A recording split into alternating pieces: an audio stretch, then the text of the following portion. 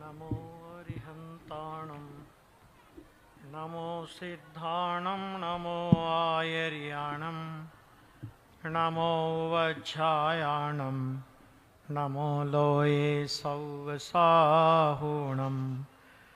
मङ्गलं भगवान् वीरो मङ्गलं गौतमोगणि मङ्गलं कुन्दकुन्दार्यो जैन धर्मोस्तु मङ्गलं सर्वमङ्गलमाङ्गल्यं सर्वकल्याणकारकं प्रधानं सर्वधर्माणां जैनं जयतु शासनं जैनं जयतु शासनं नमः समय साराय स्वानुभूत्या चकासिते चित्स्वभावाय भावाय सर्वे भावांतरच्छिदे। तीर्थधाम चिदायतन के इस मंगलमय पंच कल्याणक प्रतिष्ठा महोत्सव के पावन अवसर पर हम सभी साधर्मी भाई बहन आत्मा से परमात्मा बनने की मंगलमय प्रक्रिया सीखने के लिए यहाँ पर उपस्थित हुए हैं। जिस नगरी में ये महा आयोजन हो रहा है, पुराणों में उस नगरी का भी बहुत महत्वपूर्ण इतिहास है। जिस समय इस वर्तमान काल की 24वीं के प्रथम तीर्थंकर आदिनाथ भगवान का जन्म हुआ, तब से ही ये नगरी पौराणिक नगरी के रूप में जानी जाती है। उसके बाद तो इस नगरी ने बहुत सारा इतिहास अपने में समेटे हुए है, लेकिन एक सबसे महत्वपूर्ण इतिहास की बात यह कि जिस तरह भगवान आदिनाथ इस युग में धर्म तीर्थ के आदि प्रवर्तक हुए, उसी तरह इस काल के इस प्रवाह में सर्वप्रथम किसी मुनिराज को आहार दान प्रदान करने का सौभाग्य भी इसी हस्तिनापुर नगरी को प्राप्त हुआ और ये नगरी तब से दान तीर्थ प्रवर्तक के रूप में जानी जाती है। आपको ये जान के आश्चर्य होगा कि आचार्य पद्मनंदी देव ने पद्मनंदी पंचविंशति नामक एक ग्रंथ है और उस ग्रंथ के अंदर श्रावकाचार का वर्णन करने वाले 2 अधिकार आचार्य भगवान ने लिखे हैं। एक अधिकार का नाम है देशव्रतोद्योतन अधिकार और दूसरे अधिकार का नाम है उपासक संस्कार अधिकार। और उपासक संस्कार अधिकार के मंगलाचरण में आचार्य देव ने दान तीर्थ प्रवर्तक के रूप में राजा श्रेयांस का स्मरण करके दान तीर्थ के प्रवर्तक के रूप में उनको याद करके अपने को इस हस्तिनापुर के गौरव से परिचित कराया है। ये वो नगरी है कि जब ऋषभदेव भगवान मुनि अवस्था में आहार के लिए भ्रमण करते थे तो बैसाख शुक्ला तृतीया के दिन राजा श्रेयांस के गृह में इसी हस्तिनापुर में उनको पहली बार आहार दान का योग बना और जब उनको आहार दान हुआ पंचाश्चर्य हुए, तो उसके बाद आदिनाथ के पुत्र, जो उस समय चक्रवर्ती नहीं थे, चक्रवर्ती तो बाद में हुए, लेकिन भरत महाराज राजा श्रेयांश से मिलने और उनको धन्यवाद देने के लिए इस हस्तिनापुर नगरी के अंदर पधारे थे। आप और हम सोचें कि हम किस पौराणिक नगरी में यहां पर बैठे हुए हैं। इस नगरी के अंदर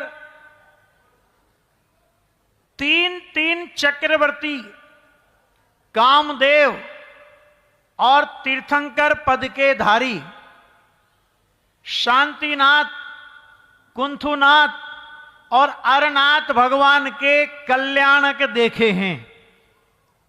और ये वही नगरी है कि जिस नगरी में चक्रवर्ती पद की असारता का अनुभव करते हुए एक शुद्ध चैतन्य की आराधना और उस आराधना में उग्रता की दशा को प्राप्त करने के लिए ये तीनों चक्रवर्ती नग्न दिगंबर मुनि दशा धारण करके वन जंगल की ओर चले गए। ये इतिहास इसी नगरी में सिमटा हुआ है।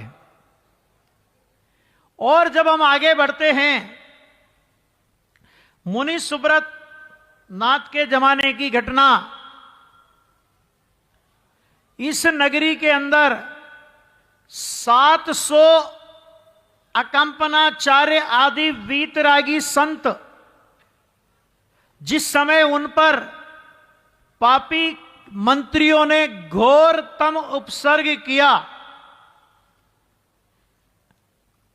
उस उपसर्ग को समता भाव से सहन करते हुए और मुनिराज विष्णु कुमार, जिन्होंने मुनि अवस्था में मुनि पद का त्याग कर ग्रस्त अवस्था में आकर के उस उपसर्ग का निवारण किया, लेकिन उपसर्ग करने वाले के प्रति भी समभाव और उपसर्ग का निवारण करने वाले के प्रति भी समभाव, ऐसे अकंपनाचार्य आदि मुनियों का इतिहास उनके उपसर्ग विजेता का साक्षी भी यही हस्तिनापुर नगरी बनी है। बहुत सारा इतिहास जुड़ा है। मनोवती की दर्श प्रतिज्ञा आपने पढ़ी होगी, वो भी हस्तिनापुर का ही इतिहास है। और आगे अपन चलें तो कौरव और पांडवों के बीच में, न्याय और अन्याय के बीच में, धर्म और अधर्म के बीच में जो महाभयंकर संग्राम हुआ और जिसमें अधर्म की पराजय होकर, अन्याय की पराजय होकर न्याय की विजय हुई, उसका साक्षी भी यही हस्तिनापुर नगरी है। ऐसे अनेक अनेक इतिहास, अनेक अनेक गौरवशाली घटनाओं को अपने में समेटे हुए इस हस्तिनापुर नगरी में हम सभी के परम उपकारी पूज्य गुरुदेव श्री कांजी स्वामी का भी इस नगरी में आगमन हुआ और उन्होंने भी इस नगरी में पधार कर यहां के इतिहास को याद करके, यहां के इतिहास के प्रति, इस नगरी के प्रति बहुत अहोभाव व्यक्त किया। और आज उन्हीं पूज्य गुरुदेव श्री के प्रभावना योग में हमारे आदरणीय पंडित कैलाश चंद जी और भाई साहब पवन जी के स्वप्न के रूप में ये चिदायतन का महामंगलमय प्रतिष्ठा महोत्सव का सहभागी होने का अपने को अवसर मिल रहा है। ये भी अपना बहुत बहुत सौभाग्य है।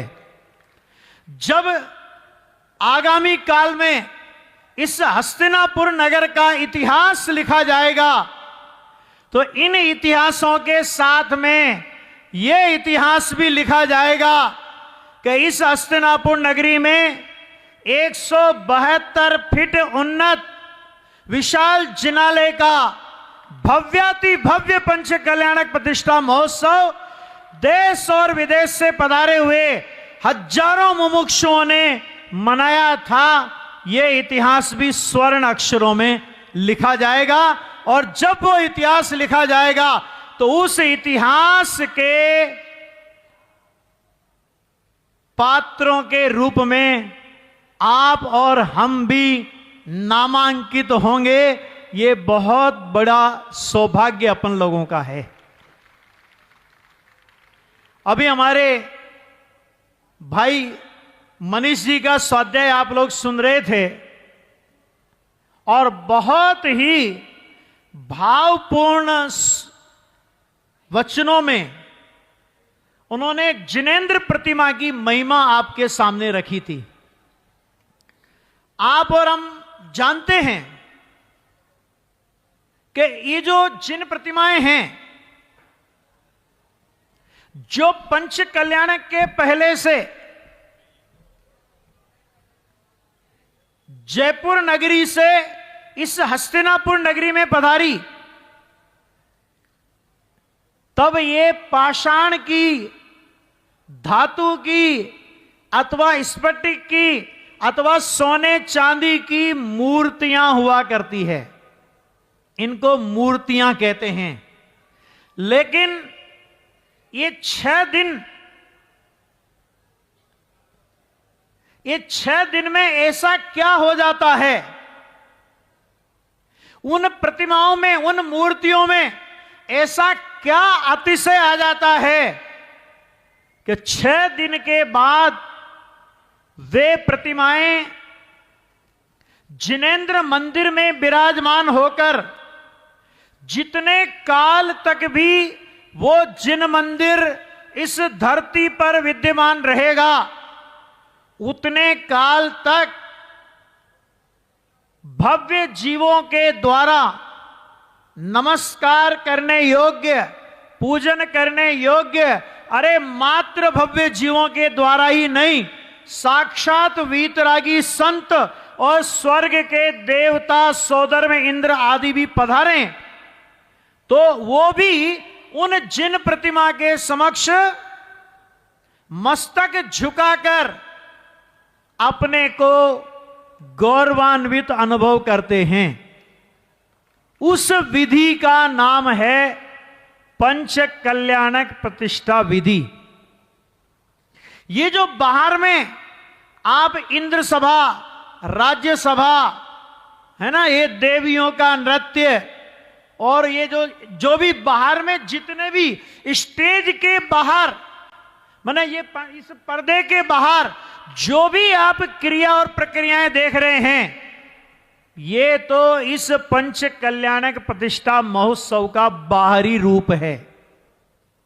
सच में इन जिन प्रतिमाओं के ऊपर 5-6 दिन तक लगातार वो मांत्रिक विधियां होती है कि जिस मांत्रिक विधियों के द्वारा उन प्रतिमाओं में प्रतिमा मान की स्थापना हो जाती है। और जब हम पंच कल्याणक प्रतिष्ठा महोत्सव के अंतिम दिन इन जिन प्रतिमाओं को जिन मंदिर में विराजमान करेंगे, तो ये साधारण प्रतिमाएं नहीं होंगी, ये 3 लोक के इंद्रों के द्वारा वंदनीय जिनेंद्र प्रतिमाएं होंगी। आप विचार करो कि जब एक पत्थर पर, एक धातु पर, एक स्फटिक मणि आदि पर संस्कारों के द्वारा वो क्रिया की जा सकती है, वो प्रक्रिया संपन्न हो सकती है कि वो पाषाण से परमात्मा बन सकता है, तो एक प्रतिष्ठा महोत्सव तो वास्तव में उन प्रतिमाओं के ऊपर चल रहा है जिस पर पंच कल्याणक प्रतिष्ठा महोत्सव की विधि हो रही है, वो काम तो भाई साहब प्रतिष्ठाचार्य जी कर रहे हैं, सब प्रतिष्ठाचार्य जी कर रहे हैं। लेकिन मैं अपने समेत आप सबको अपने ऊपर एक पंच कल्याण की विधि करने का आह्वान करता हूं। वो विधि क्या है? वो विधि यह है कि जिस दिन हम पंच कल्याणक प्रतिष्ठा महोत्सव के पंडाल में पहले दिन आए थे, तब ये मान्यता लेकर के आए थे कि अरे मैं तो पामर हूं, मैं तो दीन हूं, मैं तो हीन हूं, मैं तो अधम हूं, और न जाने क्या क्या मान्यता लेकर के आए थे। आप और हमें को यह समझना पड़ेगा कि मैं कम से कम इन पाषाण से, इन धातुओं से गया बीता नहीं हूं कि 6 दिन में ये भगवान बन जाएं और मैं भगवान बनने का मार्ग भी यहां से लेकर के ना जाऊं, ऐसा अभागा तो मैं नहीं हूं। हमको भी अपने ऊपर पंच कल्याणक प्रतिष्ठा विधि के वो संस्कार अपने पर संस्कारित करने हैं। हमें अपना प्रतिष्ठाचार्य भी खुद बनना है और हमें अपनी प्रतिष्ठेय प्रतिमा भी खुद बनना है, और प्रतिष्ठेय प्रतिमा और प्रतिष्ठाचार्य के बाद अपनी आत्मा को पूज्य परमात्मा भी स्वयं ही बनाना है। समझ में आया भैया? और इसकी पहली शुरुआत यहां से होती है कि आपने पूज्य गुरुदेव श्री का वो वाक्य सुना होगा जो उनके मंगलाचरण के रूप में याद किया जाता है। और मंगलाचरण के रूप में हम क्या वाक्य पढ़ते हैं? गुरुदेव श्री एक बहुत मार्मिक वाक्य अपने सामने रखते हैं। योग सार प्रवचन के अंदर वो वाक्य आता है। गुरुदेव श्री बोलते हैं कि वीतराग सर्वज्ञ देव तीर्थंकर परमात्मा किनके बीच? वो कहते 100 इंद्रों के उपस्थिति में, लाखों करोड़ों देवों की हाजिरी में, समो शरण में ऐसा फरमाते थे। क्या फरमाते थे? कि हूं परमात्मा छूं एम नक्की कर, हूं परमात्मा छूं एम निर्णय कर, हूं परमात्मा छूं एम अनुभव कर। क्या मतलब? कि अरे परमात्मा के समशरण में हमने जैसे ही प्रवेश किया, परमात्मा कहते हैं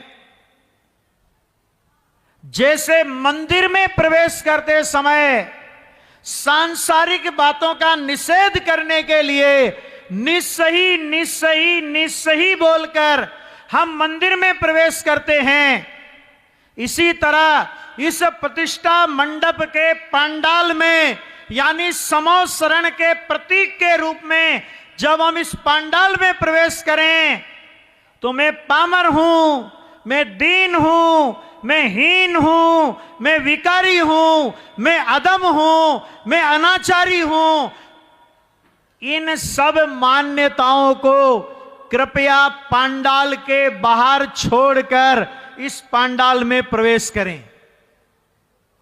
और क्या करें? तो परमात्मा कहते हैं कि हूं परमात्मा छूं। हूं माने भगवान की बात नहीं कर रहे वो, हूं माने मैं। अपने को सबको यहां ये सीखना है। अरे पामरता की कहानी तो अनंत काल से सुनते आए, पामरता की चर्चा तो अनंत काल से सुनते आए, दरिद्रता की चर्चा तो अनंत काल से सुनते आए। हमारे महासौभाग्य से हमें भरत क्षेत्र के महासमर्थ आचार्य कुंद देव और अभी आचार्य वीरसेन स्वामी की चर्चा भी आपके सामने आई है ना। उसी सठखंडागम में जीवो मंगलम की चर्चा आई है। मिथ्यात्व के काल में भी, पाप के काल में भी, पुण्य के काल में भी, निगोद दशा के काल में भी जीव का मंगल स्वभाव मिट नहीं गया है। जीव का परमात्मा स्वभाव मिट नहीं गया है, केवल हमारी नजर उधर नहीं जाती है। ख्याल में आया? तो पहला कि इस पंडाल में प्रवेश करें तो क्या मैं परमात्मा हूं। तब शिष्य ने कहा कि भगवान पहले हम ये तो नक्की करें कि आप परमात्मा हो। क्या कहता है शिष्य? कि पहले हम ये तो नक्की कर लें, ये तो निर्णय कर लें कि आप परमात्मा हो। तो भगवान की ओर से जवाब आता है कि हम परमात्मा हैं, ऐसा व्यवहार तुझे कब निश्चित होगा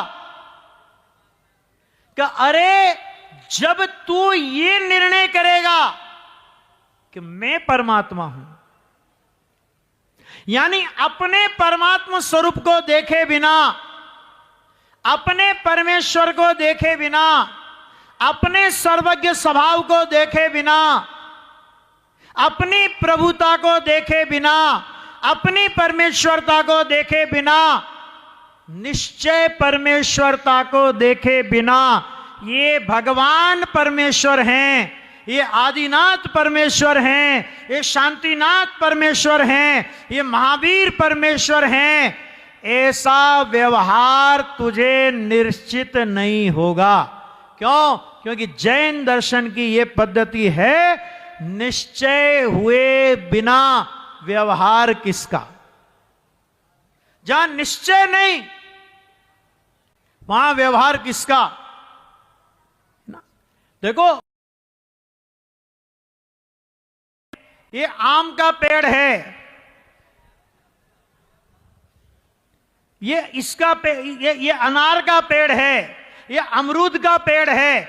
ये पेड़ को देख करके, जो पेड़ को देखते ही आम का पेड़ है, तो इसका बीज आम की गुठली है, यह हमें भरोसा आता है कि नहीं आता?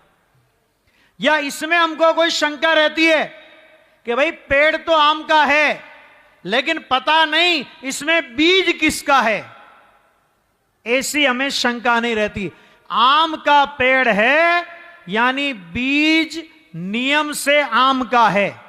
आम के बीज का निर्णय हुए बिना आम का पेड़ है, यह निर्णय नहीं होता। और आम का पेड़ देखकर आम के बीज का निर्णय ना हो तो आम के पेड़ का निर्णय नहीं होता। सर्वज्ञ परमात्मा,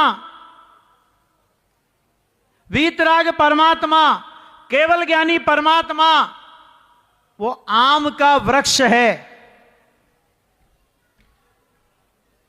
वो फला फूला वृक्ष है। तो सर्वज्ञ स्वभाव वो उस वृक्ष का बीज है। उस सर्वज्ञ स्वभाव में से वो सर्वज्ञता की पर्याय प्रकट हुई है। तो जिसे सर्वज्ञ परमात्मा का निर्णय करना हो, जिसे सर्वज्ञ परमात्मा का भरोसा करना हो, जिसे सर्वज्ञ परमात्मा को जानना और पहचानना हो, उसे सर्वज्ञ स्वभाव का निर्णय हुए बिना सर्वज्ञ परमात्मा का भरोसा नहीं आता। कुल परंपरा से सर्वज्ञ परमात्मा को मान सकते हैं, जाति के अभिमान से हम सर्वज्ञ परमात्मा को मान सकते हैं, लेकिन सर्वज्ञ परमात्मा को पहचान कर सर्वज्ञ परमात्मा को मानने का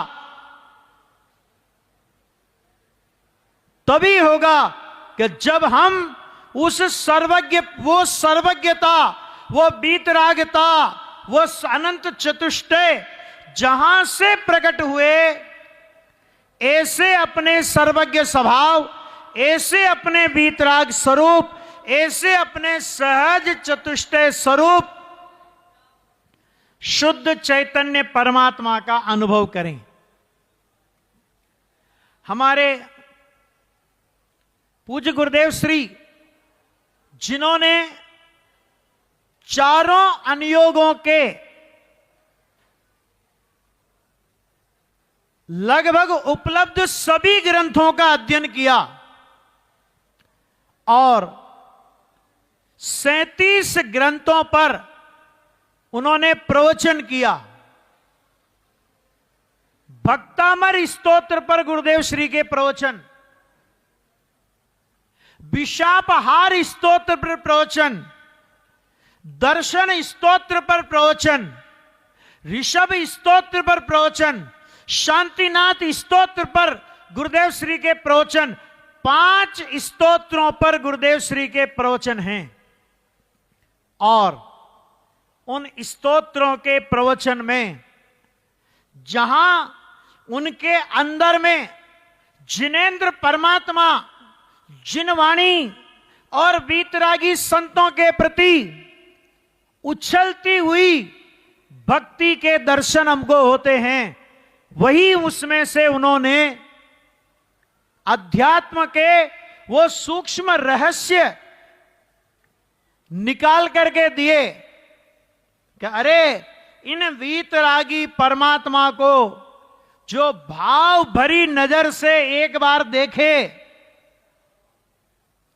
जो इन वीतरागी परमात्मा के वास्तविक स्वरूप को पहचान कर भाव भरी नजर से एक बार देखे, उसे आत्मा का दर्शन होता है। और जिसे आत्मा का दर्शन होता है, वास्तव में परमात्मा के दर्शन भी उसी ने किए हैं। और जिसने ऐसा किया, आचार्य भगवान प्रवचन सार की 80 नंबर की गाथा में फरमाते हैं, उसका मोह, उसका मिथ्यात्व, उसका अज्ञान, उसका अनंत संसार का बीज क्षय को प्राप्त होता है। क्या बात करते हैं आचार्य भगवान? मोह क्षय को प्राप्त होता है। तो कोई प्रश्न कर सकता है कि साहब मिथ्यात्व का क्षय तो होता नहीं ना पंचम काल में, और आचार्य भगवान तो कहते हैं मोह क्षय को प्राप्त होता है। कि अरे तू घबरा मत, तेरे को पंचम काल में जो ये मोह का, मिथ्यात्व का उपशम होकर, क्षोभसम होकर, क्षोभसम सम्यक दर्शन हुआ, ये क्षोभसम सम्यक दर्शन तेरे को क्षायिक सम्यक दर्शन के साथ जुड़ान करके जाएगा। इसका नाम पूज्य गुरुदेव कहते थे जोड़नी क्षायिक। है ना? देखो भैया, अपन सब लोग इस अर्थ में महाभाग्यशाली हैं कि अपने को, देखो पंचम काल में अपना जन्म हुआ,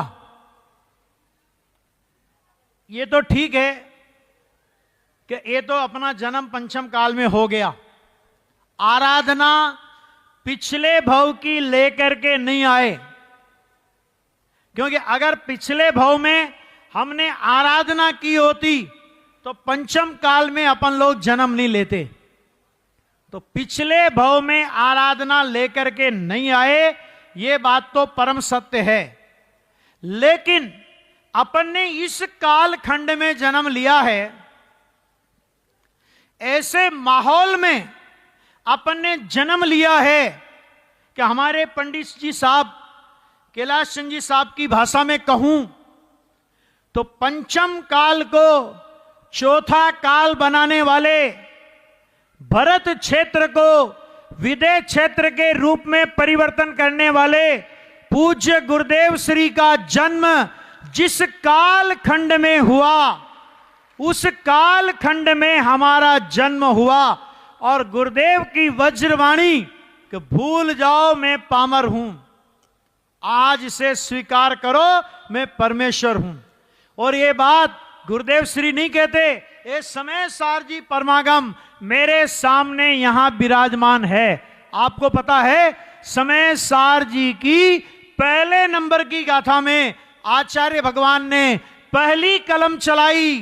भरत क्षेत्र में कुंद कुंद आचार्य की पहली कलम से जो पहला शब्द लिखा गया वो लिखा गया वंदितो सव सिद्धे। और उसमें कुंद कुंद आचार्य ने कहा कि मैंने अपनी आत्मा में सिद्धों की स्थापना कर ली है और मैं अपने श्रोताओं के अंदर भी सिद्धों की स्थापना करता हूं। अर्थात वे हमें कसम दिलाते हैं।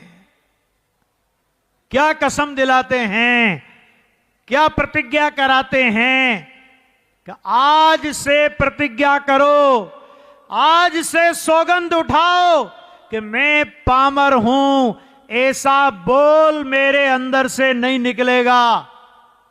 अरे मैं सिद्ध हूं इतना भी नहीं, मैं तो वो हूं जिसमें से अनंत सिद्ध दशा अनंत काल तक निकलती रहेगी और मेरा खजाना कभी खाली नहीं होगा। सिद्ध ही नहीं, मैं तो सिद्ध का जनक हूं।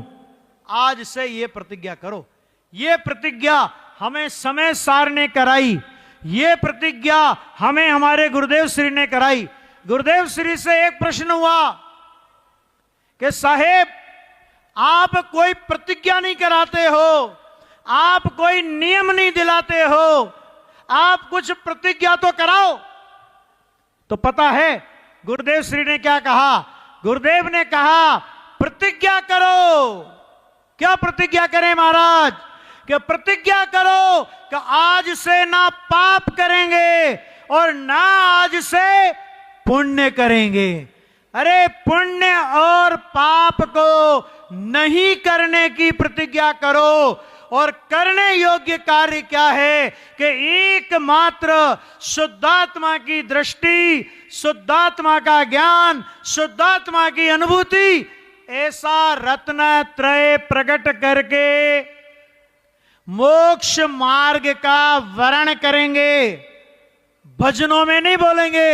हाँ, भजन में बोलते हैं ना, क्या बोलते हैं? अब ना भटकेंगे संसार में। क्यों भैया? अपनी क्या हो गया? बोलो, क्या हो गई?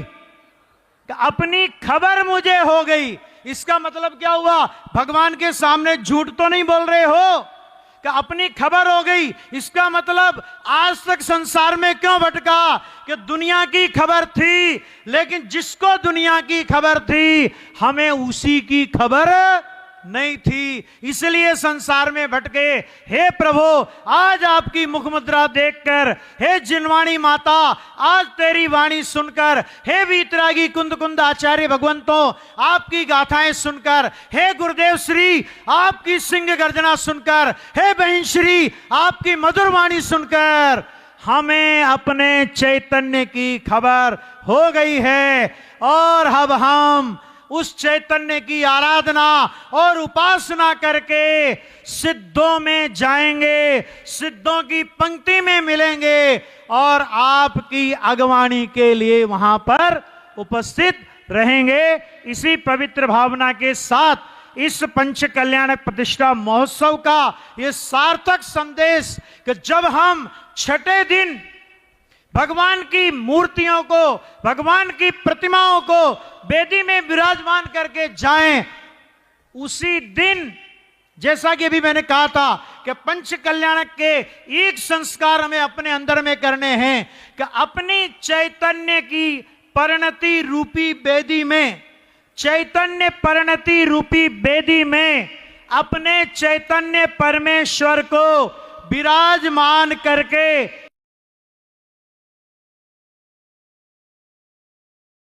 बनने के मार्ग की महामंगलमय शुरुआत करके वास्तव में चिदायतन नाम को सार्थक करें।